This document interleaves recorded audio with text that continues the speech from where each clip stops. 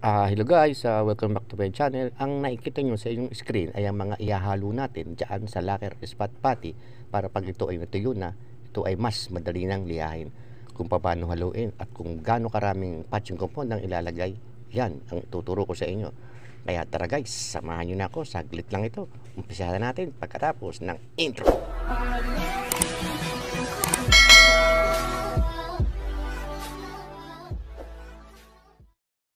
So guys, magsimula na tayo. Una siyempre magsalin tayo ng lacquer spot putty sa isang malinis na lalagyan. Siguraduhin natin na walang dumiyan kasi pag may mga dumiyan, ginagamit na natin yung ating pangmasila, guguhit yan. Kailangan malinis yan. Pangalawa, kung maaari, yung titimplahin nyo na lacquer spot putty ay yung magagamit nyo lang. Pero kung sakali na nagtimpla kayo tapos may natira, huwag kang mag-alala, magagamit mo pa rin yan kahit kinabukasan. Ang gagawin mo lang, yung natira mong lacquer spot putty na tinimpla, haluin mo muna siya, haluin mo maigi. Pagkatapos lagyan mo siya ng lacquer thinner sa ibabaw. Siguro ang dami, mga 1/4 ng taas, 1/4 inch ang taas doon mismo sa inyong lacquer spot putty na tira. Tapos takpan mo, at kinabukasan magagamit mo pa rin yan guys. Sigurado ko hindi yan basta-basta matutuyo.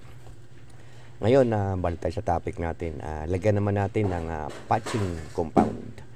Ngayon, ganong karaming patching compound ang dapat ilagay dyan?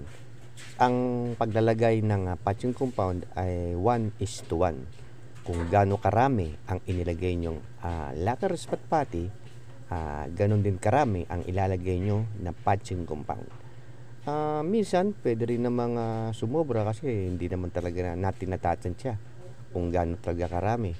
Pero mas maganda talaga yung 1:1 lang. Pagkatapos haluin natin siya. Ayan, haluin nyo muna ng konti bago natin siya lagyan ng lacquer thinner. Ngayon sa paglalagay naman ng lacquer thinner, gaano bang karami ang dapat na ilagay na lacquer thinner? Guys, depende yan sa brand ng nabili nyo na lacquer spot putty. Napakarami kasing brand ng lacquer spot putty. Minsan merong malabnaw na, minsan meron namang talagang makunat. Kaya depende yan sa brand na nabili nyo lacquer spot putty. Pero itong brand na nabili ko yung nasa ayos lang naman ang kanyang lapot. Kaya tinatansya-tansya rin natin. Dahan-dahan ang gagawin yung paglalagay ng lacquer thinner. Huwag nyo agad bibiglain. Tulad ng nakikita nyo, hinahalo ko. Tapos lalagyan ng lacquer thinner. Kung kailangan lagyan pa, lagyan uli natin sa ng lacquer thinner. Bali guys, kung magtatanong kayo, bakit kailangan lagyan ng patching compound? Kasi guys, pag nilagyan nyo ng patching compound yung ating lacquer spot putty, ay magiging mas makatawan ito kapag ito ay ating ibinabatak sa ating project. Guys, baka magtaka kayo ang ibig kong sabihin, yung binabatak ay hindi yung literal na batak.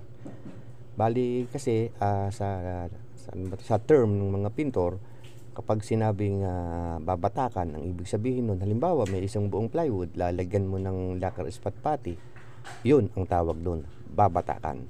Pero kung halimbawa naman yung isang buong plywood, ang lalagyan mo lang may mga butas, konti lang, ispat-ispat lang ba, ang tawag doon, mamasilyahan.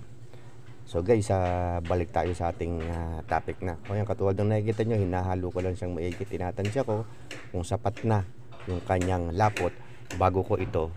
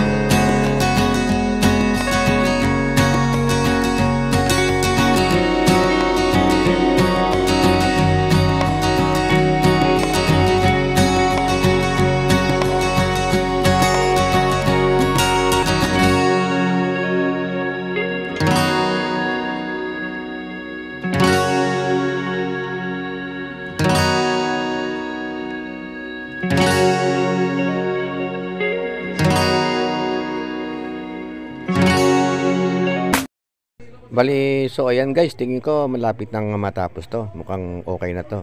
Ayan, pansinin nyo guys yung patak nung lacquer spot putty doon sa, ayan, sa lihan na yan. Ganyan ang gawin nyo para mas madali kayong magbatak sa inyong project. Guys, kung nagustuhan mo ng video ito, pasuyo naman, nabigyan mo ako ng isang like at pakishare mo na rin. Kung meron kang concern about sa topic natin, just comment down below. Kung interesado ka sa mga ganitong uri ng topic, mag-subscribe ka sa aking channel at pindot na rin ng notification bell upang updated ka sa lahat ng video na aking i-upload. So hanggang dito lang muna tayo guys. See you around guys. Bye bye.